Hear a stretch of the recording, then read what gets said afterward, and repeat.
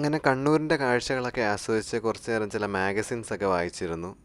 വീണ്ടും കുറേ നേരം കഴിഞ്ഞ് പുറത്തേക്ക് നോക്കിയപ്പോഴത്തേക്ക് നമ്മുടെ നേത്രാവതി നദി കടലിലേക്ക് വന്ന് ജോയിൻ ചെയ്യുന്നത് കണ്ടു. നേത്രാവതിയിലേക്ക് ഗുരുപുര റിവർ വന്ന് ജോയിൻ ചെയ്യുന്നതും നമുക്ക് കാണാൻ പറ്റുന്നുണ്ട്. വളരെ ബ്യൂട്ടിഫുൾ ആയിരുന്നു ഈ കാഴ്ചകളൊക്കെ. അതായത് നേത്രാവതിയിൽ നമ്മൾ എത്തിയെന്ന് വെച്ചാൽ അതിൻ്റെ അർത്ഥം നമ്മളിപ്പോൾ കർണാടകയിലാണ്.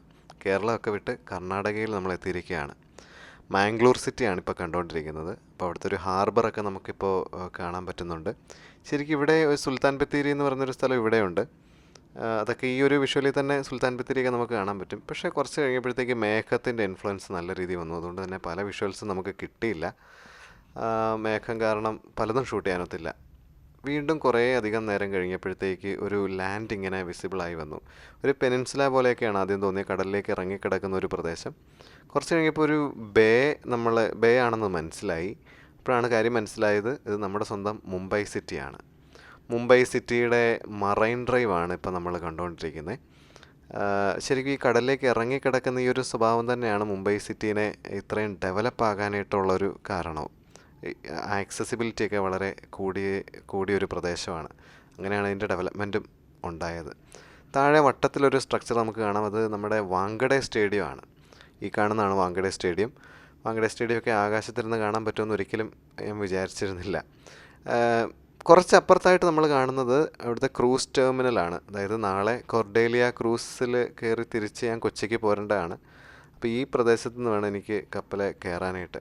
അപ്പോൾ അവിടെ ഒരു കപ്പലവിടെ പാർക്ക് ചെയ്ത് കിടക്കുന്നതൊക്കെ നമുക്ക് കാണാൻ പറ്റും. അത് കൊർഡേലി ആണോ എന്നറിയത്തില്ല. ശരിക്കും ഈ മഹാരാഷ്ട്ര വളരെ വലിയൊരു സംസ്ഥാനമാണ്. 36 ഡിസ്ട്രിക്റ്റൊക്കെ ഉള്ള ഒരു പ്രദേശം. അതിൻ്റെ ഏറ്റവും വെസ്റ്റേൺ ടിപ്പിലാണ് ഈ മുംബൈ കിടക്കുന്നത്. നേരത്തെ പറഞ്ഞ പോലെ കടലിലേക്ക് ഇറങ്ങിക്കിടക്കുന്ന ഒരു സ്വഭാവം ഉള്ളതുകൊണ്ടാണ് മുംബൈ ഇത്രയും ഡെവലപ്പായത്. ഈ കാണുന്നതാണ് മുംബൈ സിറ്റിയുടെ ഒരു ഏരിയൽ വ്യൂ. അപ്പോൾ ശരിക്കും വലിയൊരു സംസ്ഥാനത്തിൻ്റെ ഒരു ചെറിയ പോർഷൻ ആണ് നമ്മുടെ മുംബൈ സിറ്റി. അപ്പോൾ മുംബൈയിൽ നിന്ന് ഇതിലെയാണിപ്പോൾ നമ്മൾ ഫ്ലൈ ചെയ്തുകൊണ്ടിരിക്കുന്നത്. ഇതിലെയാണ്.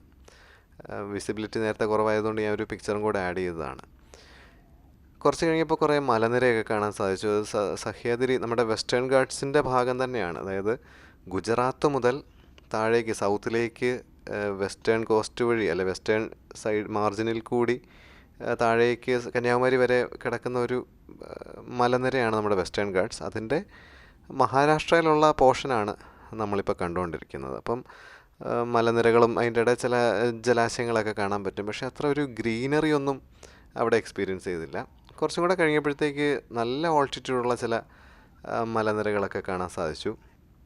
ഡേഞ്ചറസ്ലി ക്ലോസ് ആയിട്ടാണോ നമ്മൾ ഫ്ലൈ ചെയ്യുന്നതെന്നൊക്കെ ഒരു ചിന്ത വന്നു. ചിലപ്പോൾ ജോഗ്രഫിയോട് കൂടുതൽ താല്പര്യമുള്ളതുകൊണ്ടായിരിക്കാം അവിടുത്തെ പാറകളെക്കുറിച്ചും അവിടുത്തെ മണ്ണിനെക്കുറിച്ചും ഇടയ്ക്ക് ചില ജലാശയങ്ങൾ നമുക്ക് കാണാൻ സാധിക്കും. ക്യാമറയിൽ എത്രത്തോളം കിട്ടുന്നുണ്ടെന്ന് അറിയത്തില്ല, പക്ഷെ നേരിട്ട് കാണാൻ വളരെ ബ്യൂട്ടിഫുള്ളായിരുന്നു. അപ്പോൾ എങ്ങനെ ഈ വെള്ളം അവിടെ ട്രാപ്പായി, അതെങ്ങനെ അവിടുത്തെ ഒരു റിവറായിട്ട് മാറുന്നുണ്ടോ മുതലായ ചിന്തകളൊക്കെ എൻ്റെ മനസ്സിൽ കൂടെ ഇങ്ങനെ പോയി.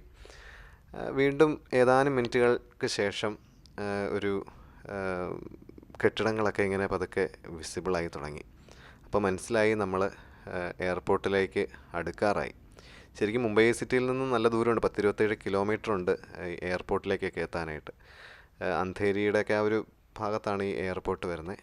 കെട്ടിടങ്ങളൊക്കെ പതുക്കെ വിസിബിളായി തുടങ്ങി. ഇപ്പോൾ ഏകദേശം ലാൻഡിങ്ങിന് ഏതാനും മിനിറ്റുകളും കൂടെ ബാക്കിയുള്ളൂ എന്ന് നമ്മളുടെ പൈലറ്റിൻ്റെ അനൗൺസ്മെൻ്റൊക്കെ വന്നു. അപ്പം പിന്നെ മുഴുവൻ നാളത്തെ കാര്യങ്ങളിലേക്കുള്ളൊരു ചിന്തയുണ്ട്. കാരണം നാളെ ക്രൂസിൽ തിരിച്ചു വരേണ്ടതാണ്. കെട്ടിടങ്ങളൊക്കെ വളരെ അടുത്ത് പിന്നെ കാണാൻ തുടങ്ങി. റെയിൽവേ സ്റ്റേഷൻ കാണാം, ട്രെയിൻ പോകുന്നതിലേ കാണാൻ പറ്റുന്നുണ്ട്. അപ്പോൾ ഏകദേശം നമ്മൾ ലാൻഡിങ്ങിന് റെഡിയായി എന്ന് മനസ്സിലായി. മുംബൈ സിറ്റിയുടെ ഒരു ഏരിയൽ വ്യൂ കണ്ടപ്പോഴാണ് എനിക്ക് മനസ്സിലായത്, മുംബൈ സിറ്റിയിൽ ഈ വലിയ സ്കൈ സ്ക്രൈപ്പേഴ്സ്, വലിയ കെട്ടിടങ്ങളുടെ ഇടയിൽ തന്നെ ചില പാച്ച് പോലെ ചേരികൾ നമുക്ക് കാണാൻ പറ്റും. അതായത് ഒരു ഒറ്റ ഫ്രെയിമിൽ തന്നെ ഭയങ്കര കോടീശ്വരയും അതുപോലെ തന്നെ നല്ല സാമ്പത്തികമായിട്ട് ബുദ്ധിമുട്ട് അനുഭവിക്കുന്നവരെയും നമുക്ക് കാണാൻ സാധിക്കുന്നുണ്ട്. എയർപോർട്ടിൻ്റെ ഔട്ട്സ്കേർട്സിൽ തന്നെ ചില ചേരി പ്രദേശങ്ങളും കോൺക്രീറ്റ് ഈ തകരം വെച്ചുള്ള മെറ്റൽ വെച്ചുള്ള ചില ബിൽഡിങ്ങുകളുമൊക്കെ നമുക്ക് കാണാൻ പറ്റുന്നുണ്ട്. പ്ലാസ്റ്റിക് കാർഡുകളൊക്കെ നമുക്ക് കാണാൻ പറ്റുന്നുണ്ട്. അപ്പോൾ അതൊക്കെ എയർപോർട്ടിലേക്ക് കടക്കുക എന്ന് മനസ്സിലായി. മിട്ടി റിവറൊക്കെ നമുക്ക് കാണാൻ പറ്റും ഇപ്പം. വൺ ഓഫ് ദി പൊല്യൂട്ടഡ് റിവറാണ് മഹാരാഷ്ട്രയിലെ. അങ്ങനെ പതുക്കെ ലാൻഡ് ചെയ്തു. അത്ര സോഫ്റ്റ് ആയിട്ടുള്ള ലാൻഡിംഗ് ഒന്നും അല്ലായിരുന്നു. പക്ഷേ ഞങ്ങളെല്ലാവരും പൈലറ്റിനോട് ക്ഷമിച്ചിരിക്കുന്നു. അങ്ങനെ അവിടെ ചില പ്രൈവറ്റ് ജെറ്റുകളൊക്കെ പാർക്ക് ചെയ്ത് വെച്ചിരിക്കുന്നത് നമുക്ക് കണ്ടു. എന്നെങ്കിലും ഒരു പ്രൈവറ്റ് ജെറ്റിലൊക്കെ യാത്ര ചെയ്യണം എന്നതൊക്കെ കണ്ടപ്പോഴത്തേക്ക് തോന്നി.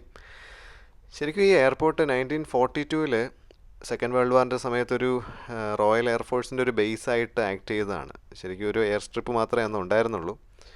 പിന്നീട് അത് സാന്റാക്രൂസ് എയർപോർട്ട് എന്നുള്ള രീതിയിൽ സാന്റാക്രൂസ് ടെർമിനൽ എന്നൊക്കെയുള്ള പേരിലേക്ക് മാറി. പിന്നെ അത് 1980 ഒക്കെ ആയപ്പോഴത്തേക്ക് അവിടുത്തെ ട്രാഫിക്കൊക്കെ വളരെ കൂടിയായിരുന്നു.